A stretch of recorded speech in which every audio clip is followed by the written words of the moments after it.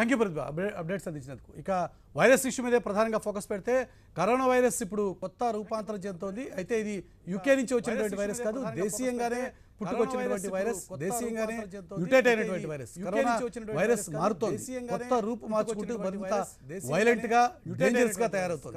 మిమ్మల్ని వదలబొమ్మాలి వదల అంటూ స్వైర విహారం చేస్తోంది. వ్యాక్సిన్ కూడా నన్నేం చేయలేవు అంటూ విజృంభిస్తోంది. బ్రిటన్లో కొత్త స్ట్రెయిన్ బయటపడింది, ఇంకా జాగ్రత్తగా ఉండాలి అని భయపడేలోపే మన దగ్గర కూడా కొత్త వైరస్ వెలుగులోకి వచ్చింది. ఇమ్యూనిటీ పవర్ కూడా లొంగనటువంటి మాయిదారి మన దగ్గర దాపురించింది. బుల్లెట్ స్పీడ్ తో విస్తరిస్తోంది. ఇతకి కొత్త వైరస్ బ్రిటన్ స్ట్రెయిన్ కంటే కూడా డేంజరా, వ్యాక్సిన్ కూడా లొంగదా చేస్తోంది. ఇతకి కొత్త వైరస్ బ్రిటన్ స్ట్రెయిన్ కంటే కూడా డేంజరా, వ్యాక్సిన్ కూడా లొంగదా. కరోనా వ్యాక్సిన్ వచ్చింది, ఇలా పలు దేశాల్లో టీకాలు వేయటం ప్రారంభించారు. కరోనా వ్యాక్సిన్ వచ్చింది, ఇలా మన దేశంలో కూడా ఇవాళ డ్రై రన్ నడిచింది. కృష్ణా జిల్లాలో వ్యాక్సిన్ డ్రై రన్ కూడా పూర్తయింది. మన దేశంలో కూడా ఇవాళ డ్రై రన్ నడిచింది.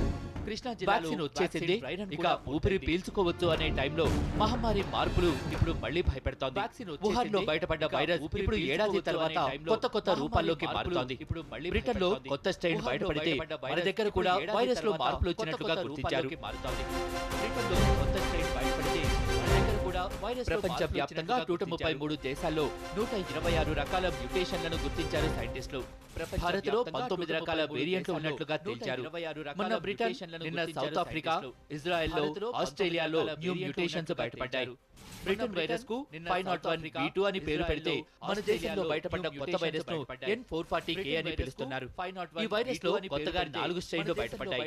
ఈ కొత్త మ్యూటేషన్ చాలా డేంజర్ అని ప్రచారం కూడా జరుగుతోంది. ఈ వైరస్ రోగ నిరోధక శక్తిని తట్టుకుని కూడా ఈ వైరస్ పంజా విసురుతోందని తెలుస్తోంది.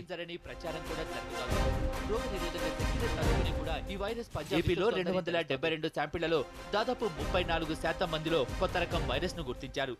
తెలంగాణ, కర్ణాటక, మహారాష్ట్రలోనూ ఈ వైరస్ వెలుగు చూసింది.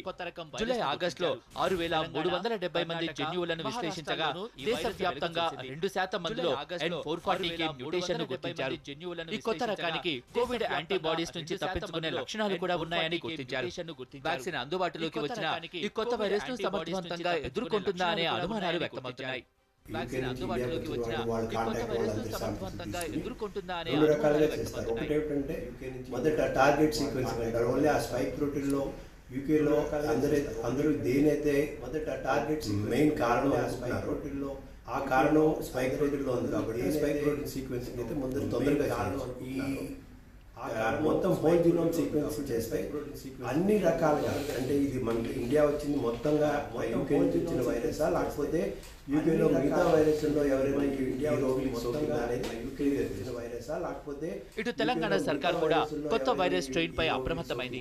వైద్య శాఖ అధికారులు అత్యవసర సమావేశాన్ని నిర్వహించారు. వెరిఫికేషన్ కోసం మరో ల్యాబ్ కు CCMB రిపోర్ట్లను పంపించారు. కొత్త స్ట్రెయిన్ ఉందా లేదా అనే దానిపై చర్చించారు.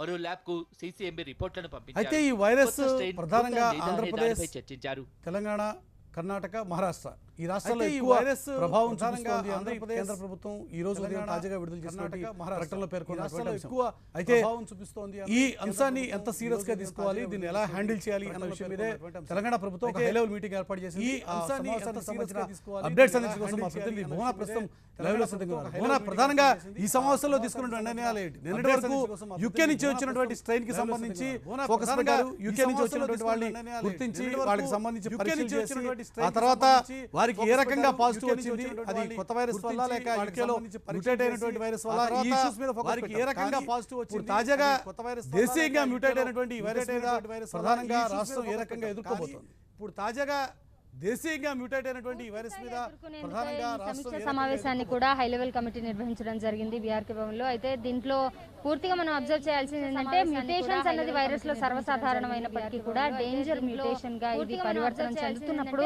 పూర్తిగా అడ్డుకట్ట వేయాల్సిన అవసరం ఉంది. కాబట్టి ముందస్తు జాగ్రత్తలు ఎలాంటివి తీసుకోవాలి, ఎలా దీన్ని అరికట్టాలి, చైన్ లింక్ ఎలా కట్ చేయాలన్న దానిపైనే విస్తృతంగా సమీక్ష జరిగిందని చెప్పొచ్చు. అయితే ప్రస్తుతం ఉన్న సిచ్యువేషన్ లో యూకే స్ట్రెయిన్ తో పాటుగా కొత్తగా N440 కే కూడా ఉన్న నేపథ్యంలో జాగ్రత్తలు వహించాల్సిన అవసరం ఉంది కాబట్టి ఇది పానిక్ గా క్రియేట్ అవ్వకుండా అవుట్ బ్రేక్ అవ్వకుండా చూసేందుకే ఎక్కువ శాతం వైద్య ఆరోగ్య శాఖ దీని మీదే సమీక్ష నిర్వహిస్తోంది అని చెప్పొచ్చు. అయితే ప్రస్తుతం ఉన్న సిచ్యువేషన్ లో యూకే స్ట్రెయిన్ కూడా ఉంది అని చెప్తున్నారు. అలాగే మిగతా మ్యూటేషన్స్ ని కూడా గుర్తించారు, కొత్త మ్యూటేషన్స్ కూడా ఉండే అవకాశం ఉంది అంటున్నారు. దీనికి సంబంధించి కేంద్ర ఖచ్చితమైన ఆన్సర్ ఇస్తే తప్ప స్టేట్ గవర్నమెంట్ ఏది మాట్లాడరు అని చెప్తున్న నేపథ్యంలో ప్రస్తుతం అయితే హై టెన్షన్ తెలంగాణ వ్యాప్తంగా ఉంది అని చెప్పొచ్చు. ఎందుకంటే ఇప్పటికే 21 మందికి పాజిటివ్ అన్నట్లుగా చెప్తున్నారు. ఎవరికైతే యూకే ట్రావెల్ హిస్టరీ ఉందో వాళ్ళకి 21 మందికి పాజిటివ్ అని చెప్తున్నారు. వీళ్ళలో ఎంతమందికి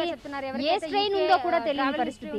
వీళ్ళందరికీ సంబంధించిన రిపోర్ట్స్ ని సెంట్రల్ కి అలాగే స్టేట్ గవర్నమెంట్ కి కూడా సీసీఎంబీ పంపించిన నేపథ్యంలో ఈ నివేదిక ఏదైతే ఉందో దాన్ని హైలీ కాన్ఫిడెన్షియల్ గా ఉంచుతూ పూర్తిగా కేంద్రానికి అప్పచెప్పేసిన పరిస్థితి కనిపిస్తుంది. ఎందుకంటే ఇక్కడ ఎవరు కూడా ఏది బయటికి గుట్టు విప్పకుండా చాలా జాగ్రత్తగానే దీన్ని మెయింటైన్ చేస్తున్నట్లుగా తెలుస్తుంది. ఈ గోప్యత యొక్క అర్థం ఎలా అర్థం చేసుకోవాలనే దానిపై మాత్రం క్వశ్చన్ మార్క్ అయితే కొనసాగుతుంది. ఎందుకంటే యూకే స్ట్రెయిన్ వల్ల భయపడుతున్న ఆ పానిక్ సిచ్యువేషన్ క్రియేట్ అవుతున్న నేపథ్యంలోనే మళ్ళీ N440 కే కూడా ఉంది అని గుర్తించారు. దీంతో పాటు యూరోపియన్ కంట్రీస్ నుంచి కానీ మిగతా దేశాల్లో కానీ కూడా ఉంది అని అక్కడి లోకల్ వైరస్ స్ట్రెయిన్స్ ఏదైతే ఉంటాయో అవి ఇక్కడికి ట్రాన్స్ఫర్ అయ్యే అవకాశం ఖచ్చితంగా ఉంది. కాబట్టి ఇది ఫేవరబుల్ మ్యూటేషనా లేకపోతే డేంజరస్ మ్యూటేషన్ అనే దానిపై కూడా క్లారిటీ ఇవ్వలేదు. కాబట్టి ఇది ఇంత పానిక్ సిచ్యువేషన్ అయితే క్రియేట్ అవుతుందని చెప్పొచ్చు. దీని మీద హై లెవెల్ కమిటీలు అవ్వచ్చు లేకపోతే సమీక్ష సమావేశాలు నిర్వహిస్తున్నప్పటికీ ఎలాంటి డెసిషన్ తీసుకున్నారన్న దానిపై మాత్రం గోప్యంగానే ఉంది అని ఖచ్చితంగా సమావేశాలు ఇది ప్రధానంగా కొంత గోప్యత అయితే ప్రభుత్వాలు పాటిస్తున్నాయి.